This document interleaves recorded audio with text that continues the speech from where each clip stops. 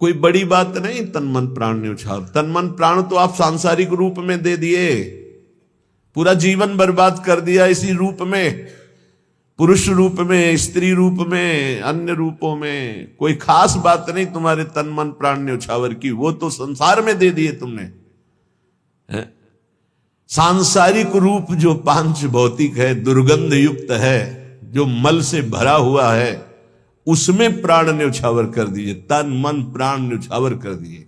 देखो ना कि कितनी ऐसी घटनाएं हैं,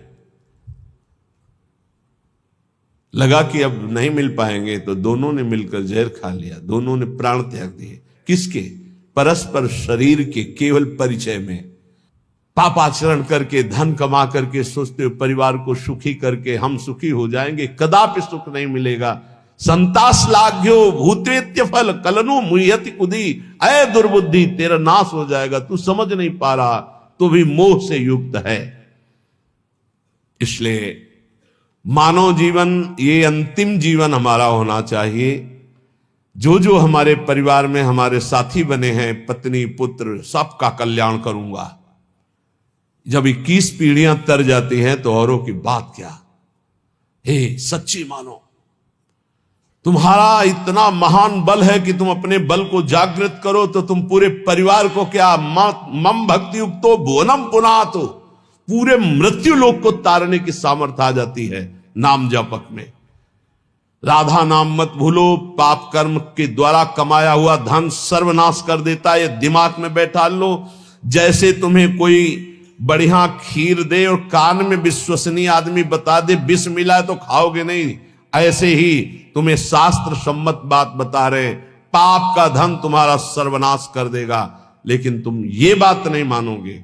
मत गिर, इस अंधे कुएं में मत गिर। ये संसार एक अंधा कुआं है जहां गिरने के बाद कुछ नहीं दिखाई देता। मरना ही मरना है, क्योंकि नीचे काल रूपी सर्प पड़ा हुआ है, वो तुम्हें डस लेगा। गृहांध कूपे पतितः, डस क्या लेगा, उसने डस लिया है, बस लीलना बाकी रह गया है। कितना? बोले 50 साल का हो गया। अब पता नहीं 50 मिनट है कि नहीं है, वो बस एक झटका लगना है, अंदर गए। जय श्री हरिवंश प्रपंच बंच सब, काल ब्याल को खायो। काल रूपी सर्प ने तुम्हें पकड़ रखा, खा गया। 40 साल खा गया तुम्हारे, 50 साल खा गया, 60 साल खा गया। अब कितने सेकंड है, कितने मिनट है, कुछ पता नहीं। जल्दी करो, श्याम श्यामा पद कमल संग सिर नायो, किसी भगवत प्रेमी महात्मा के आज्ञा के अनुसार चल दे। गृहांध कूपे पतितः कदा मामुद्धृत्य मूढ़म कृपया स्वयैव, कामादि काल ही गणैर निर्गीणम मातेव वृंदाटविनेश सेंकम। भाई, ये संसार एक बहुत गहरा अंधकारमय कुआं है। दूसरे रूप में देवर्षि नारद जी प्रचेता गणों से कहते हैं कि तुमने एक छिद्र देखा है, जिस छिद्र में प्रवेश होने के बाद आज तक कोई लौटा नहीं, उसी छिद्र में सारा संसार जा रहा है। माया अंधकार, इसमें जब से सृष्टि हुई तब से आज तक हम नहीं लौट पाए, अपने स्वरूप में नहीं आ पाए, अपने प्रभु के पास नहीं आ पाए। ये तो असीम कृपा प्रभु की कि हमें सत्संग मिल रहा है, नहीं हमें होश ही नहीं रहे कि मुझे करना क्या है, क्या कर रहा हूं, क्या नहीं करना चाहिए, क्या करके मुझे अपने स्वरूप की प्राप्ति होगी, कहां जाना है, मैं कौन हूं, कौन मेरा है, कोई मतलब नहीं, बस बढ़ा चला जा रहा है इस अंधकार में, छिद्र में। प्रचेता गणों को वैराग्य होता है देवर्षि नारद जी के उपदेश से। अगर साधु संग ना मिले तो कोई संसार रूपी अंधे कुएं से निकलना ही नहीं चाहता, अच्छा लगता है।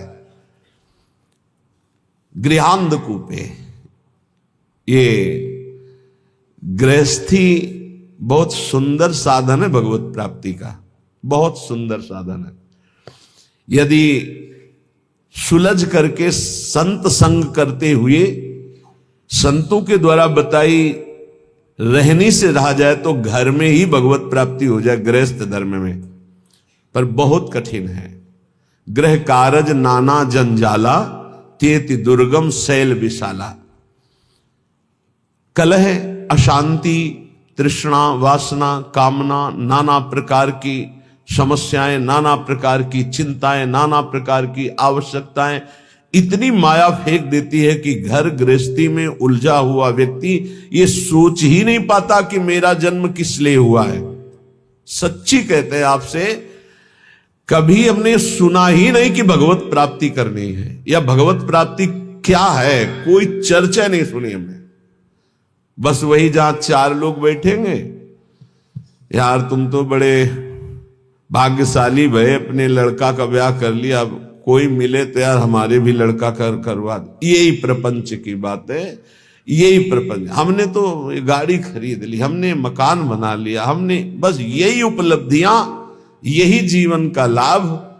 कोई भजन, कोई भगवत प्राप्ति या कोई आवागमन से मुक्ति की बात कहीं आपको नहीं मिलेगी।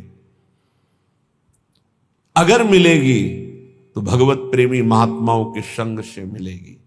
ये हमने देखा है, खूब अच्छे से देखा है।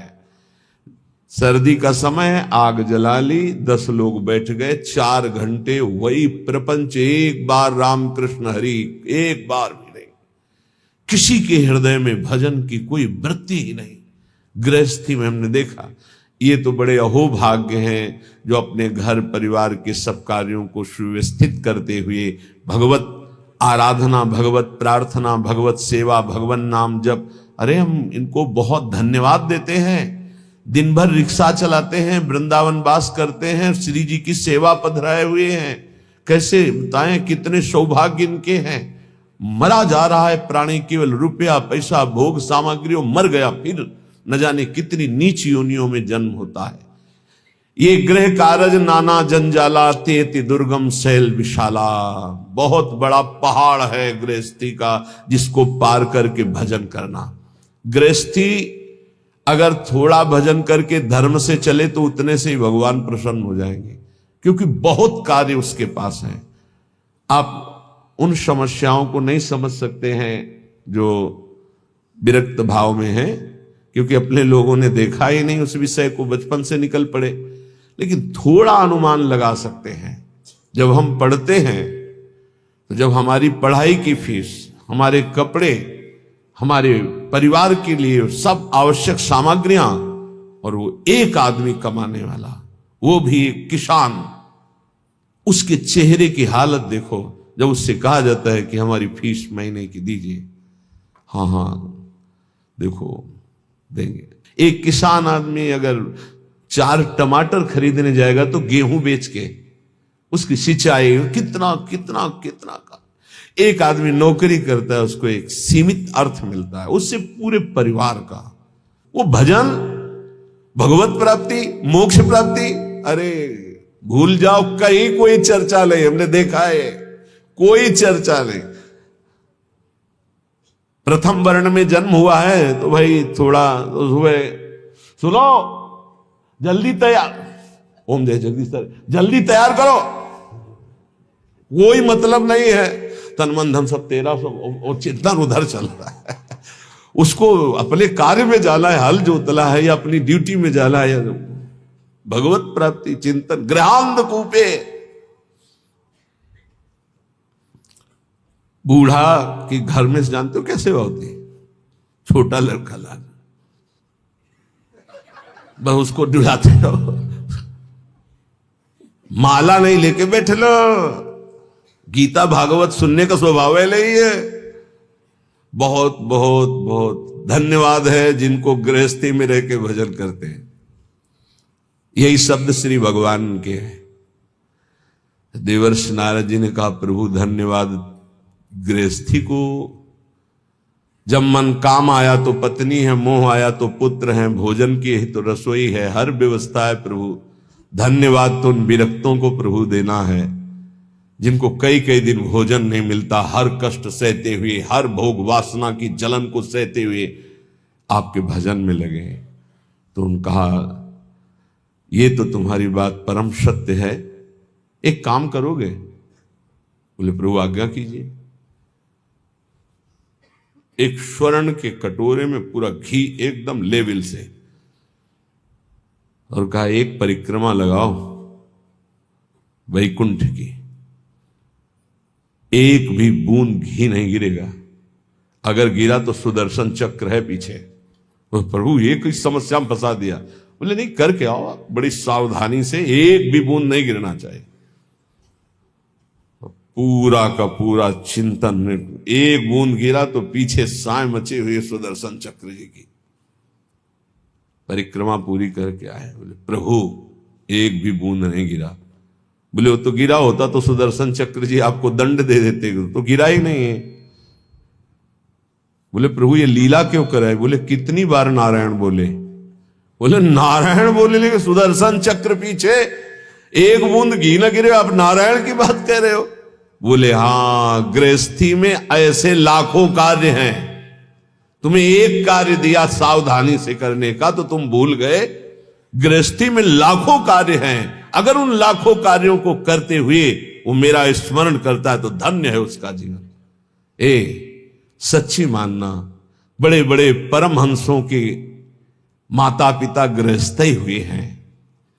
बड़े बड़े परमहंसों का उदर पोषण गृहस्थों से ही होता है।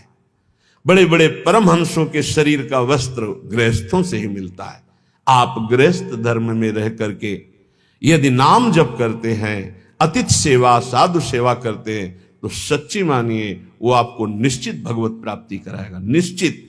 एक तपस्वी आजीवन कठोर तपस्या जितेंद्रियता से जिस पद को प्राप्त करता है, गृहस्थी केवल पापाचरण न करे तो उसी से उसे भगवत प्राप्ति होती है। बड़े अकिंचन संत, खेत में सरसों की खेती पक गई थी, उसे अमनिया की जा रही थी।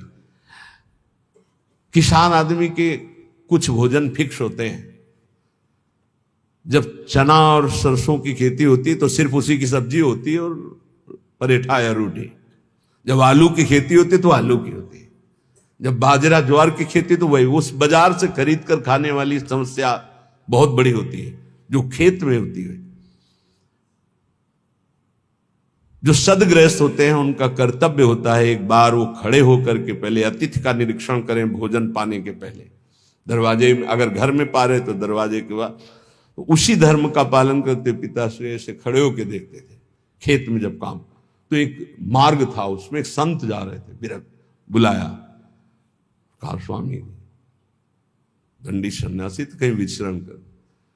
कुआं था नजदीक, बैठ कर पाए, वैसे हाथ में लेकर के वो बस वही, आहा बड़ा सात्विक, बड़ा पवित्र से, और कहा मुझे ऐसा लग रहा है कि आपके यहां भजन होता है। उनका क्या भजन होता है, किसान आदमी ऐसे? नहीं, तुम्हारे यहां भगवान की असीम कृपा है, इसका तुम्हें खुद परिचय प्राप्त होगा। गृहस्थी में थोड़ा सा भी धर्म महान उन्नति का कार्य कर सकता है। बस ये ध्यान रखे, इतना बुलावा है कि भजन नाम की कोई वृत्ति नहीं मिलती। कोई अगर भजन कर पा रहा है तो संतों की कृपा से। सच्ची मानिए, संतों की कृपा का एक अमोघ फल हम देखते थे। कभी का नहीं पड़ा था, इस शरीर के जनक ने कभी का नहीं पड़ा था। उनके गुरु पूज्य श्री स्वामी शारदाश्रम सरस्वती जी महाराज आते थे, तो उनका बिना पढ़े लिखे पशु होता है? न रामायण, न गीता, न भागवत, न नाम जप, क्या कम से कम अक्षर का ज्ञान करके कुछ तो धर्म शास्त्रों का स्वाध्याय करना चाहिए। ये बात बैठ गई। तो मास्टर से प्रार्थना की किसान होते कि हमको ककारा और मात्राएं सिखा दो, तो रामायण और गीता पढ़ना सीख गए।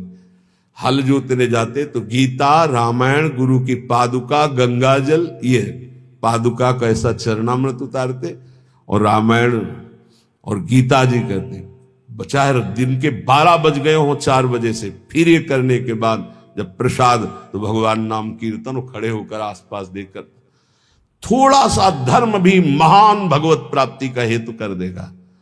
ऐसी संतानें प्रकट होंगी जो तुम्हारी पीढ़ियों की पीढ़ियां उद्धार कर देंगी। गृहस्थी बहुत बड़ा धर्म है, बहुत बड़ा धर्म है, इससे बड़ा कोई धर्म नहीं। ये मत सोचो जैसे लोग कह देते ना, अरे हम तो गृहस्थ। गृहस्थ का मतलब समझते हो हर धर्म का जनक, हर धर्म की उत्पत्ति उसी से होती है, हर धर्म की पुष्टता उसी से होती है, हर धर्म की व्यवस्था उसी से होती है।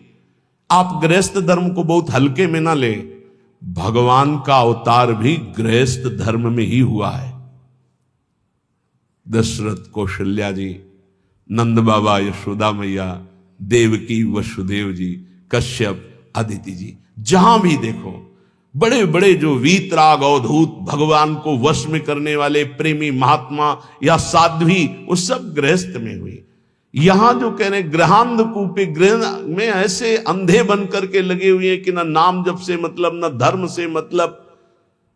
बोले भागो, इस अंधकार कुएं से भागो और प्रकाश की तरफ, तमसो मां ज्योतिर्गमय, अंधकार से हटो, बार बार जन्म मरण के चक्र से हटो, प्रभु के धाम में चलो। हम सब प्रभु के हैं, भूल करके इस जन्म मृत्यु में चक्र में ऐसे फंस गए कि इस योनि में उद्धार नहीं कर पाए। तो 83,99,999 योनियां ऐसी हैं जिनसे आप मुक्त नहीं हो सकते, केवल एक मानव देह है जिससे मुक्त हो सकते हो। इसलिए कह रहे हैं जन्मान्न संख्यानि गतानि में वृथा, व्यग्रात्मनो देह गृहादि के हया। एक आते थे नैमिषारण्य के संत भगवान, पूज्य श्री माता जी ऐसा वर्णन करके बताते थे। वो ऐसे रहते थे, कभी ऐसे नहीं करते। उनको इतना अनुभव था कि पास कोई आए तो तत्काल नाम लेके बुलाते थे। कभी सुना हो या ना सुना हो, देखा हो या ना देखा हो, कोई भी हो, ऐसे आ गए शंभू, हाँ स्वामी जी आ गए, नाम लेके पुकारना, देखना नहीं। यही वृत्ति श्री पूज्य हरि बाबा की थी। वो सदैव ऐसे ऐसे नहीं देखते थे, संतों का एक अपना नहीं। एक दिन वो आए और उन्होंने कहा चिलवा आ गया। उनको स्वामी जी अभी तो आप ही आए हो, कोई नहीं, हमें पूछ रहे हमारा चिलवा आया कि नहीं आया। तो स्वामी जी आप ही पहले आए हो, अभी तो घर में कोई आया है। बोले हाँ स्वामी जी संतान हुई है। बोले हाँ चलो आया, ठीक जा रहे हैं, कुछ दिन में ले जाएंगे। कोई उनके रहस्य को संतों को नहीं समझ पा, वो कभी किसी की तरफ नहीं देखते थे। अगर गृहांध कूप से कोई मुक्त करने के लिए है तो संत जन। आज हमारा ये दुर्भाग्य हो रहा है, पहले सौभाग्य था कि संत जन विचरण करते हुए गांव गांव घर घर को पावन करते थे। अब कलयुग का ऐसा प्रताप है कि गांव गांव में घेर कर मार डाले जाएंगे, जैसे जंगली पशु को मार डालते हैं ना, ऐसे संतों को मार डालेंगे। ये बच्चा चोर है, ये अमुक चोर है, ये अमुक चोर है। ऐसा मलिनता बढ़ती जा रही, तो इसीलिए बड़े बड़े महात्मा सब तीर्थों में वास करते हैं, भगवत धामों में वास करते हैं। सही बात पूछो, संसार से मुक्त करने के लिए भगवत पार्षद संत जन ही हैं। जन्मान्य कितने जन्म व्यतीत, असंख्यानि, गिनती नहीं है। गतानि में वृथा, व्यर्थ चले गए, बहुत बार जन्मे बहुत बार मरे। व्यग्रात्मनो देह गृहादि के हया, ऐसे ही मानता रहा हूं कि मेरी पत्नी, मेरे पुत्र, मेरा घर, मेरा मकान, फिर मरे, फिर वही, फिर वही। अद्यापि मुह्याम्यपि बुद्धिमान हम तवैव वृंदाटवी नाम में गति। आज थोड़ी बुद्धि जागृत है तो मेरी बात मान जाओ, भाग के आ जाओ वृंदावन। एक बार सत्संग सुन जाओ, एक बार बिहारी जी के दर्शन कर लो, एक बार यमुना रस रानी के समीप बैठकर नाम कीर्तन कर लो। ये किनके लिए कह रहे हैं? घर गृहस्थी में हो तो पैसा बढ़े, समय निकले तो विदेश घूमने की बात मन में मत लाओ। धर्म क्षेत्रों की यात्रा करो, भगवत क्षेत्रों की यात्रा करो, वहां संयम पूर्वक पुण्य अर्जन करो, नाम जप करो, तो तुम्हारा परम मंगल हो जाएगा। आज ऐसी बुद्धि खराब हो गई कि लाखों रुपया खर्चा करेंगे लेकिन ऐसी जगह देखेंगे जाके जहां बुद्धि और मलिन हो जाए। कहां जा रहे हैं? अमुक देश में जा रहे हैं। काहे के लिए? बोले नेत्र चराने के लिए जा रहे हैं। जैसे लोग बकरी चराने जाते थे, हम नेत्र चराने जाते हैं।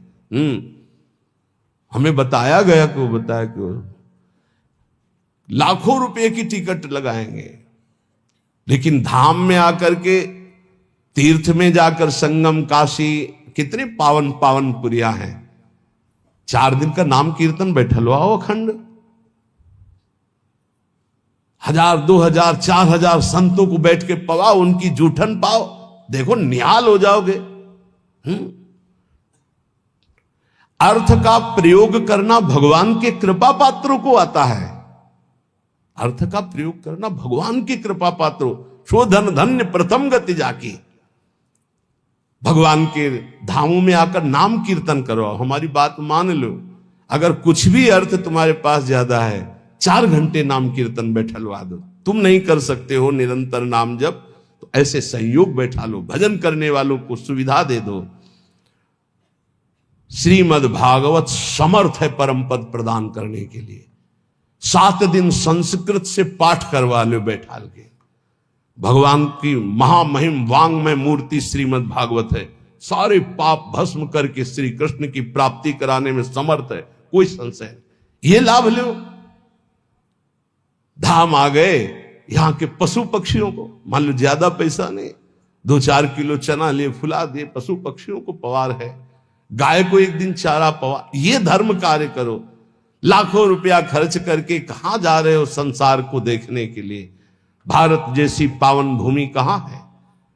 यहां एक से एक ऐसे भजन की वृत्तियां प्रकट हो जाएं, ऐसे धर्म क्षेत्र, तीर्थ क्षेत्र, ऐसे भगवत धाम है। श्रीपाद कह रहे असंख्य जन्म बर्बाद कर दिए, लौटो, एक बार श्री धाम वृंदावन में आ जाओ।